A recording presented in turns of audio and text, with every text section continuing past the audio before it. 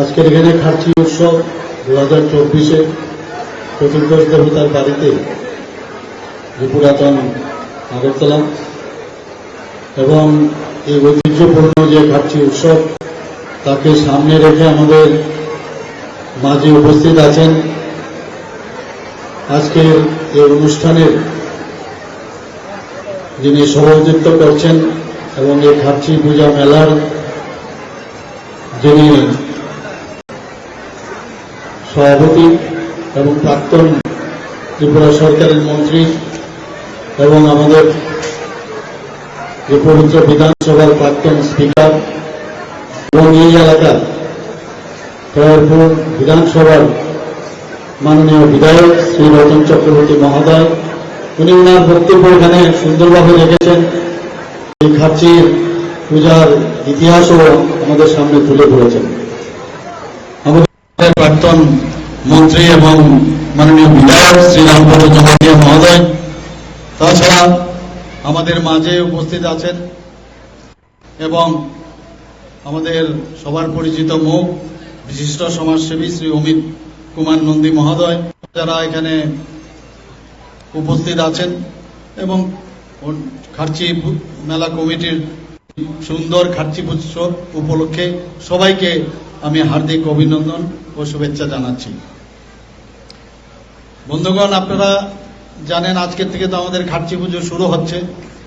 যখন ফাইল আমার কাছে আসলো, ফাইল আসার পর দেখলাম যে আজকে রবিবার, ছুটির দিন, তো সরকারি ছুটি, এটা সবাই বসে থাকে এই ধরনের উৎসবের, এটা সরকারি ছুটি সবাই আশা করে। তখন আমি অন্যান্যদের সাথে কথা বললাম, তো ঠিক আছে এই উৎসবকে যেন 7 দিনের, যেহেতু পুজো শেষ দিন অর্থাৎ 20 তারিখ তার শেষ দিন, তো শেষ দিন আমরা সরকারি ছুটি আমরা ঘোষণা করে দিয়েছি, যাতে করে আরো বেশি করে এই খার্চি পূজা উৎসবকে আরো বেশি করে মানুষ পালন করতে পারে। আমাদের যিনি এই এলাকার মাননীয় বিধায়ক রতন দা আমাকে যখন প্রথম বললেন যে এখানে কিন্তু এত তারিখ, অনেক দিন ধরে উনি বলছিলেন যে এই পূজা উপলক্ষে কিন্তু তোমার আসতে হবে, তা আমি বলেছি নিশ্চয়ই আসবো, কারণ এর আগেও আমি দুবার এখানে এসেছি, তো এইবারও ঠিক করেছি আসবো। কিন্তু হঠাৎ করে ডাক আসলো, কোথাও যেতেই হবে, কোনো অবস্থায় সেটাকে মানে অ্যাভয়েড করা যাবে না।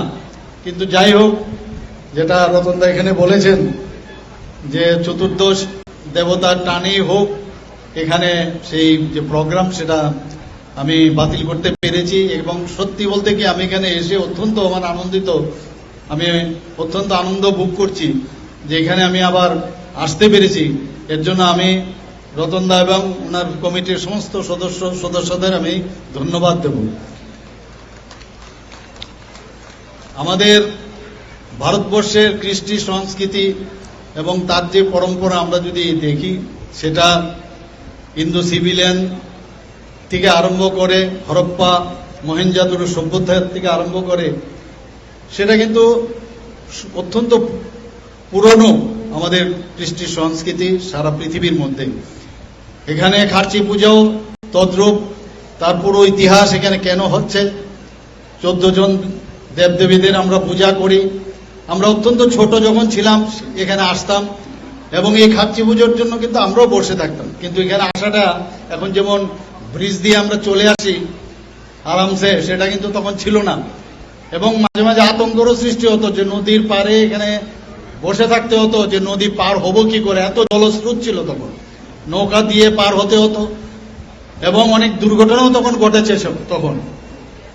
এবং যখন পুজো টুজো দিয়ে আমরা আমাদের ফ্যামিলির সাথে আসতাম, মা বাবাদের সাথে আসতাম, যখন ফিরে যেতাম মনে হলো প্রকৃত অর্থে আমরা এই 14 দেবতার আশীর্বাদে বাড়িতে ফিরে এসেছি। অত্যন্ত আনন্দ লাগতো এবং শান্তিপূর্ণভাবে এই যে পুজো, সেটাকে আমরা তৎকালীন সময়ে যখন আমরা তার অনুভব করতাম, দর্শন করে আমরা যখন ফিরে যেতাম, একটা অদ্ভুত একটা অনুভূতি তখন ছিল।